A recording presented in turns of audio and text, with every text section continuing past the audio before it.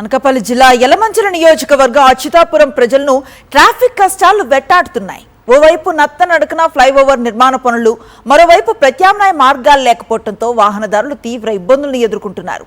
Contractor అవగాహన రాహిత్యం వల్లే ఈ పరిస్థితి తలెత్తిందని స్థానిక ప్రజలు, వైఎస్ఆర్సీపీ నేతలు మండిపడుతున్నారు. ఇదే అంశానికి సంబంధించి మరింత సమాచారం అచ్యుతాపురం నుంచి మా ప్రతినిధి నాయుడు అందిస్తారు.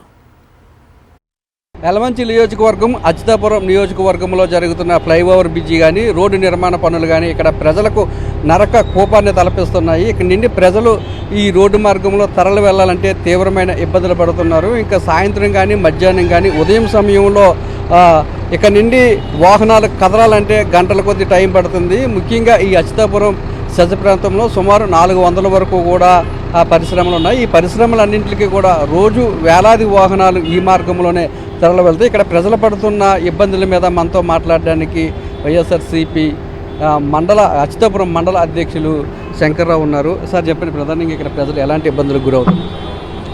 సార్, ఇక్కడ ఈ బ్రిడ్జి అయితే మన మాజీ ముఖ్యమంత్రి జగన్మోహన్ రెడ్డి గారి హయాంలోనే, మన ప్రభుత్వం హయాంలోనే ఈ బ్రిడ్జి శాంక్షన్ చేయడం జరిగింది.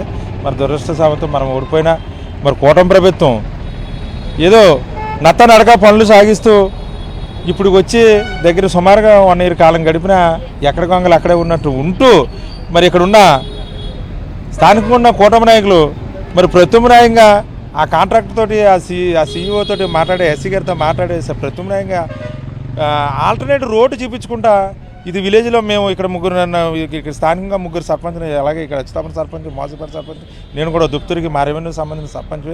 అయితే మేము నడక ఏదో మాకున్న వనర్స్ తోటి అప్పుడు మేము చేసిన చిన్న సీసీ రోడ్లు వేసుకుంటే ఇక్కడ 100 టన్నుల వెహికల్ వాళ్ళకి ప్రతిమయ లేకుండా ఈ బళ్ళన్నీ తీసుకొచ్చి ఆ పల్లెటూర్ల మీద, మా విలేజ్ రోడ్ల మీద చేస్తే అవి కూడా శుభ్రంగా శిథిలావస్థకు జరిగిపోయి వాటి మీద కూడా ఎటువంటిది కూడా కాంట్రాక్టర్ నిర్లక్ష్యం వహిస్తూ ఇక్కడ ఎటువంటి కూడా వాళ్ళకి ఆల్టర్నేటివ్ దారులు చూపించుకొని చేయడం వల్ల మరి అయితే ఇక్కడ సెజ్జలో ఎక్కువ 150 కంపెనీలు ఉండడం వల్ల అప్పుడు రాజశేఖర టైం నుంచి కూడా ఇక్కడ అనేక రకమైన కంపెనీలు వచ్చి ఇక్కడ సెజ్జలో ఉపాధి మీద నడుస్తున్న ఈ కంపెనీలు అన్నింటి మీద కూడా ఈ సాయంత్రం కానీ, మధ్యాహ్నం టైం కానీ, అలాగే బ్రాండెక్స్ నుంచి సుమారుగా 400 బస్సులు రోజు 3 పూటల షిఫ్ట్కి వెళ్తున్న టైంలోనే రోజు చూస్తే మినిమం ఒకరు ఎక్కడొకక్కడ యాక్సిడెంట్ గురై చనిపోవడం జరుగుతుంది.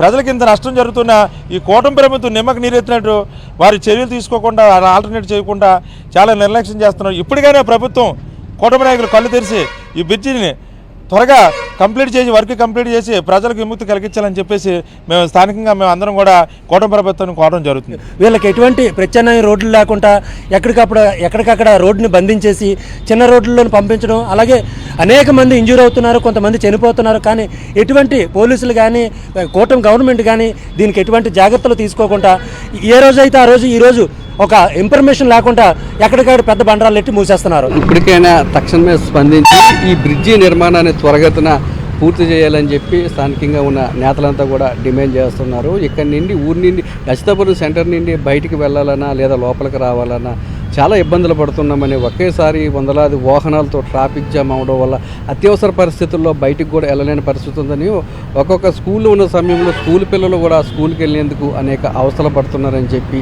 ఇక్కడున్న ప్రజలు, ఇక్కడున్న స్థానికులంతా చెప్తున్నారు. మరోవైపు తమకు ఏవైతే రోడ్డుకి భూములు ఇచ్చామో, ఇల్లులు ఇచ్చామో వాటన్నిటికీ సంబంధించి కూడా టీడీఆర్ రూపంలో బాండ్లు కాకుండా నగదు రూపంలోనే నగదు ఇవ్వాలని చెప్పి ఇదంతా కూడా ప్రభుత్వాన్ని కోరుతున్నారు. కెమెరామెన్ శంకర్తో నాయుడు, అచ్యుతాపురం నుంచి.